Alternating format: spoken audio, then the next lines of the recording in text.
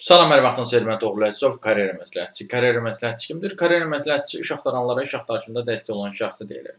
Siz əgər iş axtarırsınızsa, sizə iş axtarışınızda dəstək verə bilərəm və bu dəstəklərim müxtəlifdir yoldaşlar. Və bildirmək istəyirəm ki, iş axtarışı sadəcə iş elanlarına baxmaqdan ibarət deyil. İş tapana qədər siz bir neçə mərhələdən keçməlisiniz.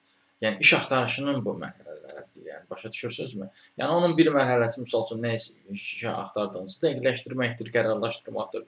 Əks halda çünki yəni bir neçə iş axtarmaq qərarına gələrsinizsə və yaxud ümumiyyətlə heç qərar verməzsinizsə ki, hansı iş axtarasınız, bunların hamısı sizə təsir edən faktorlardır. Yəni işsizliyinizin daha uzun müddət davam etməsinə təkan verən bir proseslərdir ki, bunun da günahkarı məhz özünüzsünüz. Digər bir misal üçün mərhələ nə ola bilər? Misal üçün iş elanları ilə tanış olmaqdır ki, iş elanları ilə aranızdan bəziləri ola bilər ki, heç düzəmərlə tanış ola bilmir. Bəziləri hələ də fərqinə vara bilmir ki, iş elanları ilə tanış olmaq üçün siz ancaq bir dənə yerdən qaynaqlanmamalısınız. Bəziləri misal üçün az vakansiya deyilən bir yer var, orayla baxır.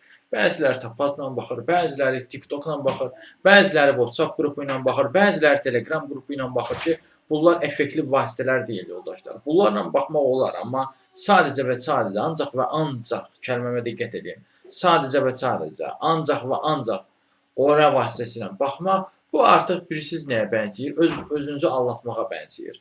Bu bir növ, yəni sizin o cür formada iş axtararsınızsa, sizin danışmağa bir növ haqqınız çatmır ki, deyəsiniz ki, mən təcili şəkildə iş tapıb işləmək istəyirəm.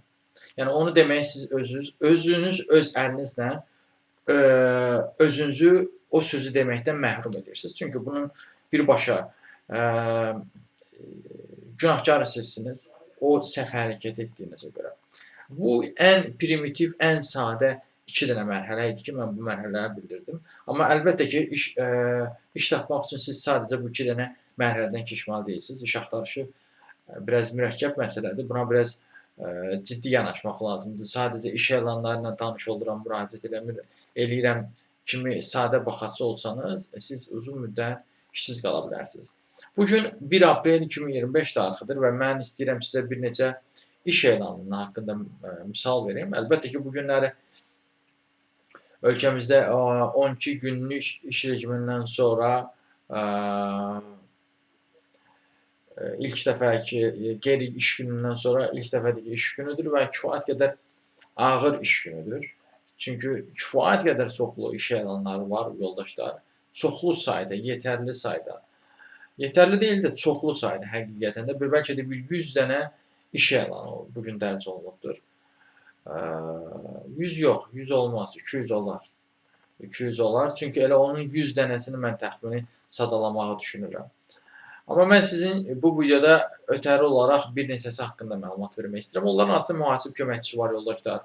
Ondan sonra internship proqramları var, HR üzrə internship proqramı var, təcrübə proqramı var, maaşlı təcrübə proqramları var, fəhlə işi var 700 manatlıq, mühafizəçi işi var 500 manatlıq, sürücü işi var 800 manatlıq, sonra tərbiyəçi müəllim işi var 600 manatlıq, kompüter operatoru işi var 500 manatlıq, sürücü təslimatçı işi var 1200 manatlıq, təndirçi işi var 700 manatlıq, sürücü işi 900 manatlıq da var, qaynaqçı işi var 1500 manatlıq, aşpaz işi var 1000 manatlıq, housekeeper aşpaz işi də var 600 manatlıq, fəhlə işi var Həfsanda 600 manatlıq, sürücü işi var Express Bankda misal üçün, ambardar işi var Asprotein Foods qrupda, təcrübəçi işi var AZ Dünet şirkətində, ofisiant işi var Middletown Hoteldə, sonra sahə rəisi işi var Azinvest İnşaatda, satçı işi var Status Avtoda, satın alma üzrə təcrübəçi işi var Lando Education qrupda, ambar koordinatoru işi var yoldaşlar Promlightda, təcrübəçi intern işi Alman, Azərbaycan Xarici Ticarət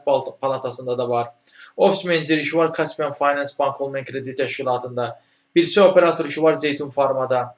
Layihə koordinatoru işi var Daşkəsən Dəmir Filiz şirkətində. Direktorun köməkçisi işi var Qəbələdə Novex qrupda. Layihə assistenti işi var yoldaşlar Fink Azərbaycanda. Ofis meneceri işi var Edumediada. Xadimə işi var Sofis şirkətində. Sürücü işi transfer üzrə Frazek şirkətində də var. Qeydiyyatçı işi var dərs evində. Mühasib işi var təcrübəsi olaraq AO qrupda. Kredit yoxlanışı üzrə işçiyə ehtiyac var Beynəlqanun filialında Finkanın. Mühasib köməkçisi Creston Qlobalda da var yoldaşlar, Qlobal CBC-də də var. Həkim koordinator işi var Ateşkəs sığortada. Qeydiyyatçı işi var Azermetdə. Ofisiant işi var Demerkantda. Xadimə işi var Kontoxomda. Təlim üzrə koordinator işi var VIP xidmətlər qrupunda. Fəhlə işi var saatlı anbarında Kontoxomun. Ümumiyyətlə Kontoxomda həmçinin saat sürücü işi də var. Nəzarətçi gecə növbəsi üzrə də işi var. Fəhlə işi var dediyim kimi. Sonra Azermetdə bir neçə işçiyə ehtiyac var. Əczaçıya, operatora, əczaçı operatora, daha sonra əczaçının elə özünə, santexnika, sonra regionlar üzrə tibbi nümayəndəyə də ehtiyac var. Dispetçer işi var yoldaşlar Salyanda, Prime Code-unda. Layihə assistenti işi var Fink Azərbaycanda. Sonra fəhlə işi Azermetdə və var, həmçinin xadimə işi də orada var. Sonra Super Soyuzda ambar operatoru işi var. Kontoxomda ekspeditor işi var. Direktor köməkçisi işi var yoldaşlar. Mühasib köməkçisi işi var. Aşpaz işləri var çoxlu. Xadimə, sürücü ekspeditoru, tibb bacısı işi var. Metal sexində sex rəisi köməkçisi işi var. Baxıcı işi var yoldaşlar. Sürücü kuryer işi var. Elektrik işi var bir neçə. Sonra ambardar köməkçisi işi var. Sonra media sahəsində internship proqramı var yoldaşlar. Starcom Azərbaycan şirkətində. Bellman işi var Hilton Oteldə yoldaşlar. Sonra bağban işləri var və digər işlər də var. Dərzi işləri var və başqa işlər də var. İşlər sadəcə bunlardan ibarət deyil yoldaşlar. Bu işlərlə tanış olmaq üçün, ümumiyyətlə iş axtarışınızda dəstək əldə etmək üçün mənimlə özəldən əlaqə kəsə bilərsiniz. Sağ olun, salamat qalın, işsiz qalmayın.